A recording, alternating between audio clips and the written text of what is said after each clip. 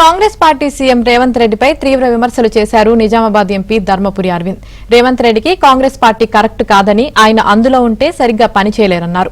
ఎన్నికల్లో ఇచ్చిన 6 గ్యారెంటీలకు ఏమైందని, వాటిని ఎందుకు అమలు చేయడం లేదని ప్రశ్నించారు.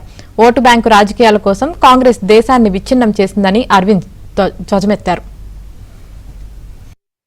కాంగ్రెస్ పార్టీ జాతిని ఏ రకంగా అవమానపరుస్తుంది, దేశాన్ని ఏ రకంగా కాంప్రమైజ్ చేసి, ఓటు బ్యాంక్ రాజకీయాల కోసం దేశాన్ని విచ్ఛిన్నం చేసి, దేశాన్ని విభజన చేసి, రానున్న కాలంలో మీకు క్లారిటీ లేదు. మీ పార్టీ పిచ్చోడు దిగ్విజయ్ సింగ్ అనే పిచ్చోడు కాంగ్రెస్ పార్టీ గవర్నమెంట్ మరేంటి ఏం అలయన్స్, ఆ కాంగ్రెస్ పార్టీ అలయన్స్ గవర్నమెంట్ లోకి వస్తే 370 వాపస్ చేస్తామంటాడు. మీ రాహుల్ గాంధీ టుకుడే దేశ్ కి టుకుడే ఉంది, ఇన్షాల్లా అనేటువంటి మీ రాహుల్ గాంధీ నడుస్తూ ఉంటాడు. వారు పక్కన పెట్టుకొని మీరు ఎన్ఆర్సీ వద్దంటారు, మీరు యూనిఫామ్ సివిల్ కోడ్ మీద ఒక స్టాండ్ చెప్పరు, పాపులేషన్ కంట్రోల్ చేసుకున్న వాటిని చెప్పరు.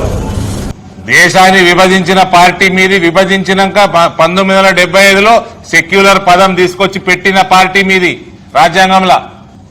ఈయనకి జీవన్ రెడ్డి గారికి ఉండదు, మై హిందూ మై ప్రాక్టీస్ అంటాడు. అది హిందీ ఇంగ్లీష్ తెలియదు. రేవంత్ మాట్లాడింది ఆప్కే అదాలతలో మై హిందూ మై ప్రాక్టీస్ అంటాడు. ఆయనకు కూడా తెలియదు దీని మీద స్టాండ్.